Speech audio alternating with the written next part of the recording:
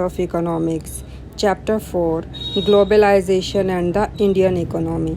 इस चैप्टर में हम ग्लोबलाइजेशन के बारे में पढ़ेंगे और वो अपना क्या रोल प्ले करती है इंडियन इकोनॉमी के अंदर। देखा जाता है कि जो वर्ल्ड के हमारे ज़्यादातर जो पार्ट्स हैं वो क्या हो रहे हैं, एक दूसरे के साथ लिंक होते जा रहे हैं।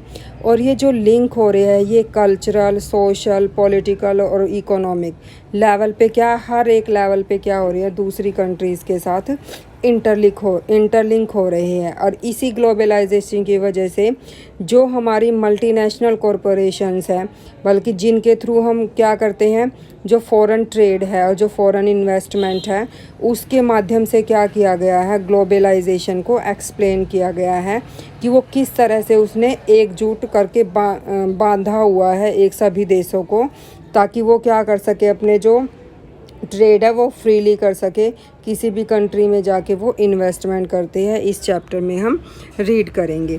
अब जो हमारा टॉपिक है वो है आज का है, हम एग्ज़ाम्पल के थ्रू लेते हैं टॉपिक शुरू करने से पहले। अब देखा होगा कि जो आज का वर्ल्ड वो किसका माना जाता है, कंज्यूमर का वर्ल्ड माना जाता है। मतलब कि हम क्या करते हैं, किसी भी चीज़ को कंज्यूम करते हैं, हम यूज़ करते हैं। अब हमारे पास क्या होती है, अलग अलग तरह की चॉइसेस होती है। आप कुछ भी लेने चाहोगे, एक छोटी पिन से लेके आप एक बड़ी कार तक या फिर प्लेन तक भी क्या करोगे, उसमें भी आपके पास वैरायटीज़ होंगी जिसमें आप चूज़ कर सकते हो कि आपको क्या चाहिए। मतलब कि उसके भी मॉडल्स होंगे कि आपको किस क्वालिटी की कौन सी चीज़ लेनी है। अब देखा होगा कि हर साल क्या होते हैं, नए नए मॉडल्स आते हैं, डिजिटल कैमरास के, मोबाइल फ़ोन्स के, टेलीविज़न के।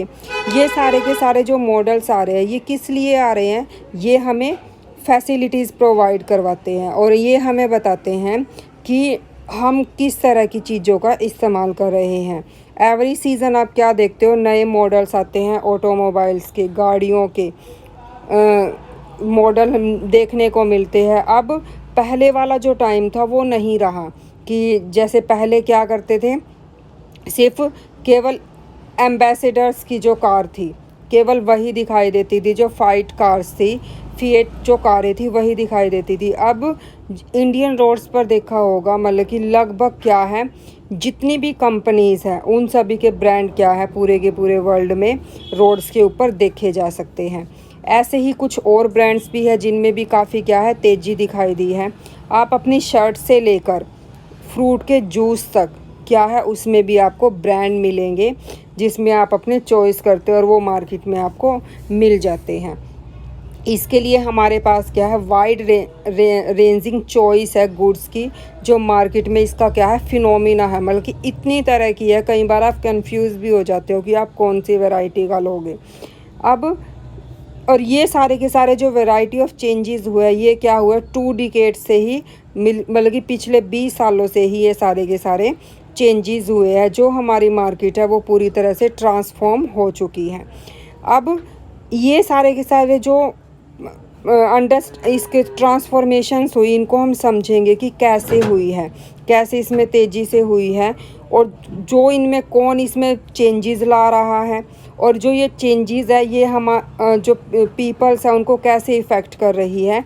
ये सारे के सारे क्वेश्चन हैं, इनके बारे में हम इस चैप्टर में रीड आउट करेंगे। अब जो नेक्स्ट टॉपिक है हमारा, प्रोडक्शन अक्रॉस कंट्रीज़। इसके अंदर क्या किया जाता है, प्रोडक्शन। हम इसमें क्या करते हैं, अपनी कंट्री के अंदर मार्केट वो इंडस्ट्रीज़ ना लगा के हम क्या करते हैं, दूसरी कंट्रीज़ के अंदर लगाते हैं। मिडल 20वीं सेंचुरी में देखा होगा जो प्रोडक्शन है वो लगातार क्या हो रहा था, पहले क्या था, लिमिटेड था, ज़्यादा नहीं बढ़ रहा था मिडल में। लेकिन धीरे धीरे जैसे ही हमने बाउंड्रीज़ को क्रॉस करना शुरू कर दिया, रॉ मटेरियल, तो हमारे पास क्या आने लगा, रॉ मटेरियल आने लगा, फूड स्टफ, फिनिश्ड प्रोडक्ट, मतलब कि अलग अलग तरह की क्या होगी, प्रोडक्ट्स से। अब जैसे भारत क्या था, कॉलोनीज़ के अंडर था, मतलब कि ब्रिटिश का रूल था। वो क्या करता था, एक्सपोर्ट करता था रॉ मटेरियल का, फूड स्टफ का, और गुड्स, इंपोर्टेड गुड्स करता था, मतलब कि फिनिश्ड जो तैयार माल था। अब साथ के साथ उसके ट्रेड के चैनल्स भी थे। अलग अलग कंट्रीज़ के साथ, जो उसके साथ जुड़ी हुई थी। जो ये कंट्रीज जुड़ी होती हैं दूसरी कंट्रीज़ के साथ, हम इनको एमएनसीज बोलते हैं, मल्टीनेशनल कॉरपोरेशंस। जो एमएनसी है वो क्या करती है, अपने ऊपर खुद ही कंट्रोल रखती है। जो उसका कंट्रोल होता है, एक नेशन का कंट्रोल होता है उनके ऊपर। जैसे इंडिया में जो होंगी वो इंडिया ही कंट्रोल करेगी उसके अंदर जितनी भी एमएनसीज हैं। एमएनसीज क्या करती है, अपने ऑफिसेज और फैक्ट्रीज़ को क्या करती है, सेटअप करती है, और उसी एरिया में क्या करती है, वो प्रोडक्शन करती है। और प्रोडक्शन के लिए उन्हें क्या चाहिए, चीप लेबर चाहिए, और साथ के साथ अदर रिसोर्सेज जो उसकी इंडस्ट्रीज़ के लिए, जो उसको आउटपुट बनाना है उसके लिए ज़रूरी होते हैं। साथ के साथ ये क्या करती है, ये इसलिए करती है कि चीप लेबर और अदर रिसोर्सेज, मतलब कि ऐसी जगह पे इंडस्ट्रीज लगाती है ताकि क्या मिले, इसको सारी की सारी चीज़ें ईजिली अवेलेबल हो सके। और इसकी वजह से क्या होगा, जो कॉस्ट ऑफ प्रोडक्शन आएगी वो कम आएगी, जिसकी वजह से हमें भी क्या मिलेगी, सस्ती मिलेगी, और कंपनी को भी क्या मिलेगा, ज़्यादा से ज़्यादा प्रॉफिट मिलेगा। अब ये स्प्रेड कैसे होता है प्रोडक्शन एमएनसीज का, अब हम एग्ज़ाम्पल देखते हैं कि एमएनसी कैसे करती है। एक इंडस्ट्रियल इक्विपमेंट बनाना है, उसको डिज़ाइन किया गया यूनाइटेड स्टेट के अंदर। फिर यूनाइटेड स्टेट ने क्या बोला, उसको भेजा कि जो उसके कंपोनेंट्स होंगे, मतलब कि उसने खाली डिज़ाइन किया। मान लीजिए आपको एक कार ही बनानी है, कार का डिज़ाइन किसने किया, यूनाइटेड स्टेट ने तैयार किया। अब उसके जो कंपोनेंट्स होंगे वो कहाँ पे होंगे, चाइना में होंगे। अब चाइना क्या करेगी, उन कंपोनेंट्स को बनाएगी, फिर वो क्या करेगी, शिप के थ्रू मैक्सिको और ईस्टर्न यूरोप में जाके क्या करेगी, उनको ले जाया जाएगा, जो कंपोनेंट्स हैं उनको जोड़ा जाएगा। जोड़ने के बाद क्या बन जाएगा, वो फिनिश्ड गुड बन जाएगा, और उसको सभी देशों में क्या किया जाएगा, बेचा जाएगा। अब कंपनी क्या मांगती है, कस्टमर सर्विस मांगती है। जैसे कि आपका मोबाइल कोई ख़राब हो जाए या फिर किसी चीज़ में कमी आ जाए, आप कस्टमर केयर में कॉल करते हो। ऐसे ही क्या करती है जो कंपनीज़, क्या करेगी, ऐसे ही जो कारों की होती है इनकी भी कस्टमर केयर होती है, कॉल सेंटर्स होते हैं। अब जो ये कॉल सेंटर्स कहाँ पे सेटअप होंगे, इंडिया में सेटअप होंगे। मतलब कि तो सभी में क्या हो गया, ये पार्ट में बट गया सभी। क्योंकि इंडिया में कॉल सेंटर क्यों होते हैं, क्योंकि इंडिया में जो आईटी इंडस्ट्रीज़ है और उसके जो वर्कर्स है वो काफ़ी स्किल्ड है दूसरे देशों के मामलों में। तो इसी वजह से इंडिया में क्या हो गया, इसके कस्टमर केयर मतलब कि कॉल सेंटर सेटअप हो जाएंगे, कि मतलब कि किसी भी ग्राहक को, अगर कस्टमर को कोई भी प्रॉब्लम आ रही है तो वो कॉल सेंटर में कॉल करेगा और उसके बारे में वो पूछ सकता है कि उसमें किस वजह से ये कमी आई है। इस तरह से ये एमएनसीज क्या होती हैं, एक दूसरे के साथ कनेक्ट होती हैं। अब जो नेक्स्ट इसमें क्या होगा, एग्जाम्पल के तौर पर हमने ये पूरा का पूरा पढ़ लिया कि ये किस तरह से फैलती है। अब वो उन्होंने चाइना में ही क्यों भेजा था उन्होंने मैन्युफैक्चर करने के लिए, क्योंकि चाइना में जो लेबर होती है वो क्या होती है, काफ़ी चीप होती है। इसी वजह से क्या है, उनको वहाँ पे मैन्युफैक्चर करने के लिए भेज दिया था। अब नेक्स्ट जो टॉपिक होगा वो हमारा होगा इंटरलिंकिंग प्रोडक्शन अक्रॉस कंट्रीज़। जो हमारा अक्रॉस कंट्रीज़ के अंदर जो प्रोडक्शन है वो कैसे एक दूसरे से जुड़ता है। अब जो ये एमएनसी जो सेटअप करती है, ये कहाँ पे सेटअप करती है, मार्केट के क्लोज में सेटअप करती है। अब जब हमारे एरियाज़ में एमएनसीज लगाई जाएगी तो उसके लिए क्या चाहिए, स्किल्ड और अनस्किल्ड दोनों तरह की लेबर चाहिए। और ये किस पे, लो कॉस्ट पे। ये अवेलेबिलिटी किसके ऊपर करेगी, किस तरह के फैक्टर्स हैं, प्रोडक्शन किस तरह का है उसके ऊपर ही इसकी ये अवेलेबिलिटी रिस्पॉन्सिबल होगी। अब साथ के साथ जो एमएनसीज है वो क्या करती है, कई बार गवर्नमेंट की पॉलिसीज़ भी लेके आती है, गवर्नमेंट भी उनके ऊपर कंट्रोल रखती है। अब वो क्या करती है कि लोगों की जो इंटरेस्ट है, हित है, भलाई है, उसके बारे में देखकर वो क्या करती है, काम करती है। अब जो ये क्या करती है, हमें विश्वास दिलाती है कि जो हमें कंडीशंस दी जाएंगी, वर्किंग कंडीशंस दी जाएंगी, जिस तरह के ऑफिसेज दिए जाएंगे वो क्या होंगे, अच्छे होंगे। और साथ के साथ जो मनी होंगी वो स्पेंड करेगी। मान लो अब एमएनसीज लगानी है, अब वो अपने देश से तो वो सारी चीज़ें नहीं लेके आएंगी। अब उसको लैंड चाहिए, बिल्डिंग, मशीन्स और अदर इक्विपमेंट, इनको क्या बोलते हैं, इन्वेस्टमेंट। अब ये जो इन्वेस्टमेंट कंपनी करेगी, जो एमएनसीज करेगी, तो इसको हम क्या बोलते हैं, फॉरेन इन्वेस्टमेंट। मतलब कि बाहर के देश के कंपनी ने आके इंडिया में क्या खरीदी, लैंड खरीदी, बिल्डिंग बनाई, मशीन्स खरीदी और अदर इक्विपमेंट खरीदे। तो उसने क्या कर दिया, फॉरेन इन्वेस्टमेंट कर दी। कुछ और इसमें इन्वेस्टमेंट भी है जिसके थ्रू वो क्या करती हैं, करती है, इसलिए करती है ताकि उसको क्या मिले, प्रॉफिट ज़्यादा से ज़्यादा मिले। अब जो ये एमएनसीज होंगी, ये प्रोडक्शन सेटअप करेगी जॉइंटली, लोकल कंपनीज़ के साथ कनेक्ट करती है ये, क्योंकि जो लोकल, अब मान लो आपके एरिया में कोई भी नई कंपनी लगा दे, आपको पता ही नहीं है वो कैसे प्रोडक्ट बना रही है, लेकिन आपके एरिया में पहले ही कोई कंपनी लगी हुई है, लोकल कंपनी, तो उसके साथ वो जॉइंट कर लेती है, उसके साथ जुड़ जाती है, क्योंकि जो वो प्रोडक्ट, उसको इससे दोहरा फ़ायदा होता है, क्योंकि उसको एडवर्टीज़मेंट करने की ज़रूरत नहीं होती है, क्योंकि एडवर्टीज़मेंट जो पहले से ही कंपनी है वो कर चुकी है, उसकी वो जो फेमस है, वो कितनी फेमस है वो आपके एरिया के अकॉर्डिंग वो जानते हैं कि वो पहले से ही कितनी फेमस है, उसी के साथ वो जॉइंट कर लिया, तो उसको एडवर्टीज़मेंट करने की ज़रूरत ही नहीं पड़ी कि वो एमएनसी जो प्रोडक्ट बना रही है। तो वो क्या सोचेंगे लोग, अगर ये कंपनी हमारे वाली लोकल कंपनी के साथ जुड़ी है, हमारी लोकल कंपनी हमें प्रोवाइड करवा रही है, तो ये क्या होंगे, अच्छे प्रोडक्ट ही होंगे। अब इसके वो किस में इन्वेस्ट करती है, जैसे नई मशीनें खरीदने में, ताकि वो क्या करती है, लोकल कंपनी के साथ जुड़ गई। अब उसको क्या करेगी, वो बाहर से जो आई है उसके पास टेक्निक्स होंगी नई नई, तो वो उन टेक्निक्स को क्या करती है, लोकल कंपनीज़ को बता देती है, उसके अंदर ही न्यू मशीन्स को सेटअप कर देती है ताकि प्रोडक्शन क्या हो, फास्टर हो। अब सेकंड जो एमएनसी क्या लेके आती है अपने साथ, नई टेक्नोलॉजी लेके आती है प्रोडक्शन करने की। अब जो नेक्स्ट होगा हमारा, अब एग्ज़ाम्पल के थ्रू करेंगे, जो मोस्ट कॉमन रूट है जो एमएनसीज़ का, वो क्या है, सबसे ज़्यादा पहला काम क्या करती है, वो लोकल कंपनीज़ को ख़रीद लेती है ताकि उसका जो प्रोडक्शन हो वो क्या हो सके, एक्सपेंड हो सके।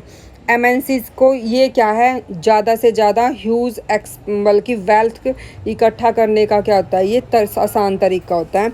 इस तरह का एग्ज़ाम्पल है जो कारगिल फूड्स था, ये एक अमेरिकन की एमएनसीज़ थी। अब उसने क्या किया, इंडिया की जो स्मॉलर कंपनी थी, जो परख फूड थी, उसको इसने क्या कर लिया, ख़रीद लिया, क्योंकि जो परख फूड था उसने पहले ही अपना लार्ज नेटवर्क बना लिया था अलग अलग पार्ट्स के अंदर इंडिया में। अब वो जो वेल ब्रांड, जो परख था वेल ब्रांड था, रेपुटेटेड भी था।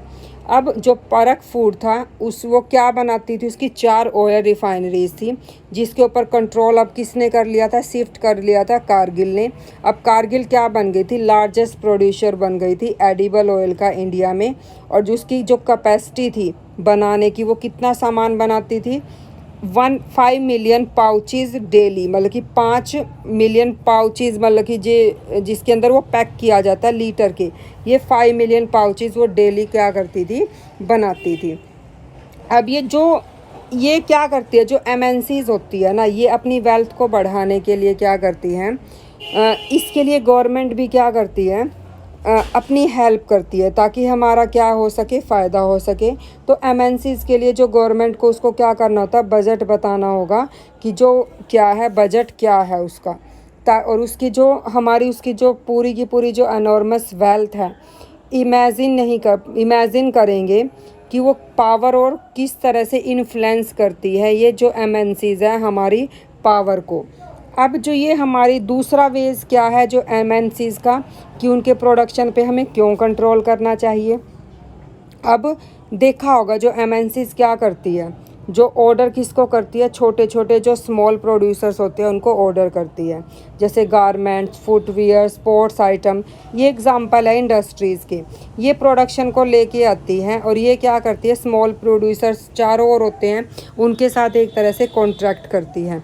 ये प्रोड्यूसर्स को जो सप्लाई करती है प्रोडक्ट्स को, और फिर क्या करती हैं, उनसे ये बनवाती है जो चीज़ उनको बनवानी है, उसके ऊपर जो भी काम करना है, फिर उसको ब्रांड के नेम से क्या करती है, वो कस्टमर को सेल करती है। जो एमएनसी क्या होती है, इसके पास बहुत ज़्यादा पावर होती है कि वो क्या करेगी, कि कस्टमर को कैसे बेचना है, और साथ ही साथ वो क्या करती है, ब्रांड की चीज़ देखा होगा आप सब ने, क्या होता है, महंगी होती है, क्योंकि उसकी क्वालिटी, डिलीवरी, लेबर कंडीशन और जो डिस्टेंट प्रोड्यूसर्स हैं जो उसको बनाने वाले हैं, ये सारे के सारे क्या होते हैं, अच्छे होते हैं। बल्कि अच्छी तरह से बनाया जाता है सारी चीज़ों को। अब ये जो क्या करती हैं, ये जो एमएनसीज होती है, ये स्प्रेड करती है अपने प्रोडक्शन को, इंटरेक्ट करती है किसके साथ, लोकल प्रोड्यूसर्स के साथ, अलग अलग कंट्रीज़ में अक्रॉस द ग्लोब, बल्कि पूरे के पूरे विश्व में। अब ये सेटअप करेगी पार्टनरशिप लोकल कंपनीज़ के साथ, और ये लोकल कंपनीज़ क्या करेगी, इनको सप्लाई करेगी क्लोजली कंपीटिंग लोकल कंपनीज़ के साथ उनको ख़रीदने के लिए। जो एमएनसीज क्या करती है, स्ट्रॉन्ग अपना क्या है इन्फ्लुएंस दिखाती है प्रोडक्शन के ऊपर, जो भी उस एरिया में काम कर रहे हैं। जो प्रोडक्शन होगा ये वाइडली क्या होगा, डिस्पर्स्ड होगा, लोकेशन इज़ गेटिंग इंटरलिंक, बल्कि दूर दूर तक क्या होगा, फैला होगा, और ये जो इनका प्रोडक्शन होगा क्या होगा, एक दूसरे से रिलेट होगा। जैसा कि हमने वो पीछे एग्जांपल किया था कि उसने मॉडल किसने बनाया, यूएसए ने बनाया था, फिर उसको मैन्युफैक्चर कहाँ किया गया, चीन में। इस तरह से ये जुड़ी हुई होती है। अब देखा होगा कई बार, जैसे शॉल वगैरह का ही सिंपल सा एग्जांपल लेते हैं, जो हमारी वूलन शॉल्स होती है उनके ऊपर स्टोन्स वगैरह लगे होते हैं, कि उसके ऊपर कई बार जो एम्ब्रॉयडरी भी की जाती है, ये सारी की सारी कौन करता है, कंपनी नहीं करती, ना ही वो मशीनें लगाती है। वो जो लोकल प्रोड्यूसर्स होते हैं उनको स्टोन लगाने के लिए क्या करती है, वो प्रोवाइड करवा देती है कि इतने पे अगर स्टोन लगाओगे आपको इस तरह की वैरायटी, बल्कि इतनी लेबर आपको प्रोवाइड की जाएगी।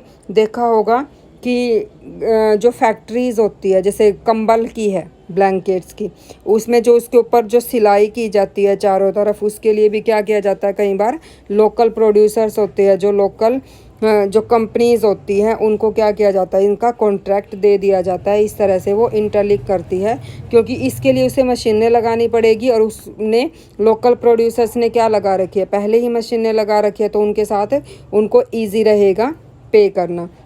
जो नेक्स्ट टॉपिक होगा हमारा, वो टॉपिक होगा कि जो ये इंटरलिंक कैसे करेंगे जो बाज़ारों को, ये हम नेक्स्ट वीडियो में कंटिन्यू करेंगे।